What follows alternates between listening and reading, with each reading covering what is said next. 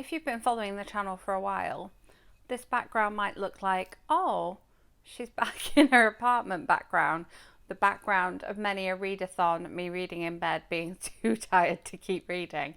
But yes, we are with another temporary background thing, and I'm bringing you a midweek movie review video.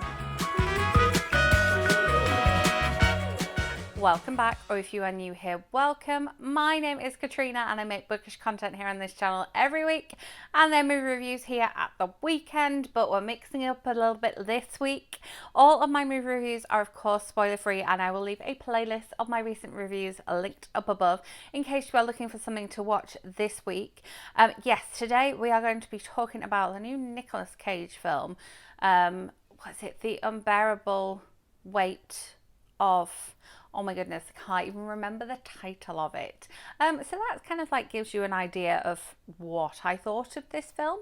Apologies if it is a little bit echoey in here. I hope this helps, but yes, new temporary filming location while I set up some sort of bookshelf situation. Fingers crossed within the next month or two, maybe, hopefully, who knows. Yes, Nicolas Cage, playing Nicolas Cage in a film about being Nicolas Cage. It's an interesting one. I have to admit that I wouldn't have seen this one had it not been for an early Odeon Limitless screening of it, where I could go and see it early and see it with just other Limitless people. I don't think I would have paid money to go and see this one, and I will let you know, obviously, as always, at the end of the video, whether I think that you should pay money to go and see this one. So basically Nicolas Cage gets hired by the guy that's in The Mandalorian, I think, to go and be himself for this guy. He wants him to read his script and be part of his new film project, and so he goes to this guy's compound on an island. It's all very mysterious and we don't really know what it's all about. Neil Patrick Harris plays not himself but Nicolas Cage's agent, and basically they have this discussion about the fact that like Nicolas Cage is done with acting. He's like, one last job, this guy's paying $1 million.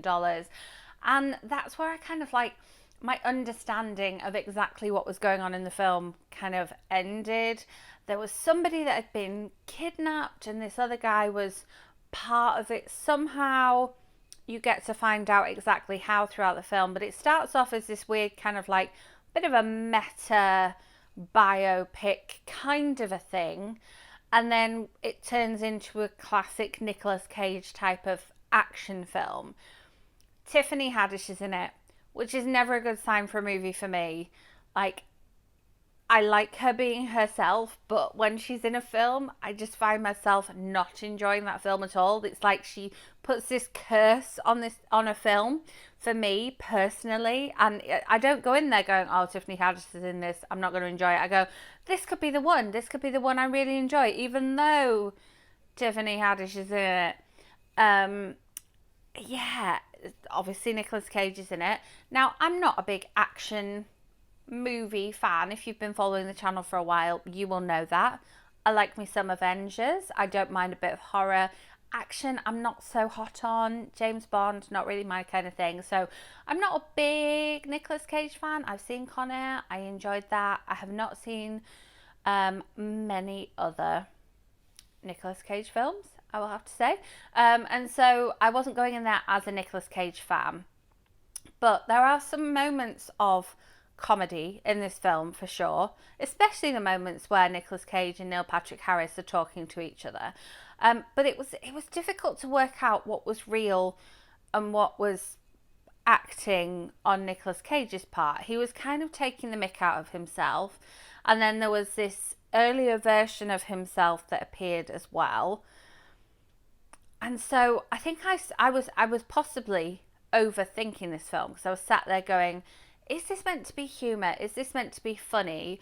Or is this meant to be part of the film and part of the action and part of the Nicolas Cage persona that's being portrayed in this film? And I think maybe I just should have sat back and kind of watched it and let it happen rather than questioning what was going on at every moment. I will say that the action came up and it was rather unexpected. But then it was pretty good action. And there was one point where I did laugh out loud, which I haven't done in some films that are meant to be comedy films in a little while. So that's got to be something. There's just this moment with some shoes, and I really enjoy this moment with the shoes.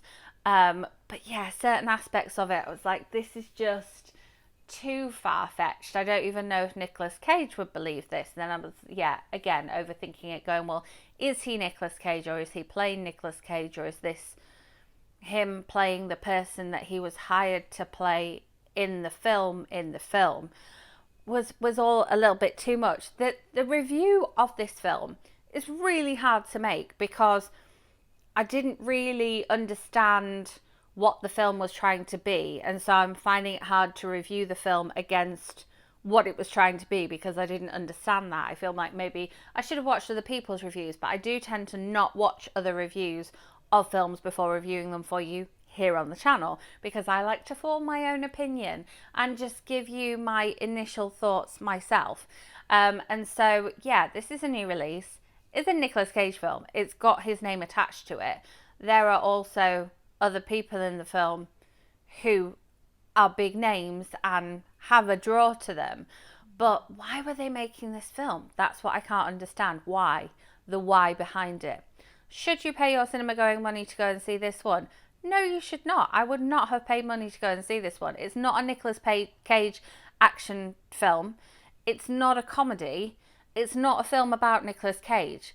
I don't know what it's trying to be. It's having an identity crisis. And I feel like, was this actually Nicolas Cage grasping at straws to release something new? I just don't know. If you know, please do let me know in the comments. I am sorry, not sorry that this is a garbled review, because I'm sorry in a way because I like to make a more clear and concise review. But in a way as well, I want you to see the effect that this film has had on me. I'm basically unable to talk about it because I didn't understand it. And so I'm glad I didn't go and pay money to go and see it.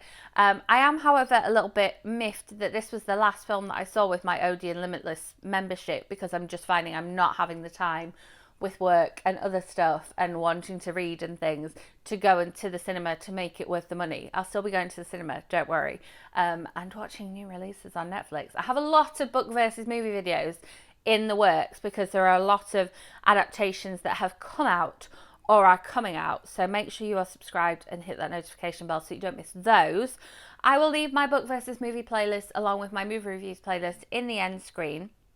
If you enjoyed this video, give it a thumbs up. Although I'm not sure why, because it is a very garbled video. But please do let me know in comments if there's anything in particular you want me to go and see and review for you here.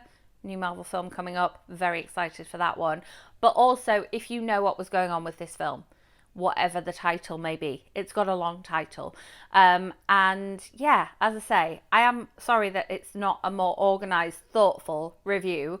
However, I'm not sorry because this is the way the film has left me feeling. So, thank you so much for watching.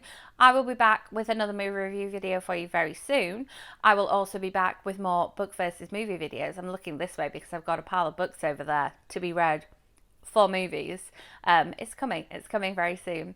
And yeah, I will see you with my next video. Thanks for watching.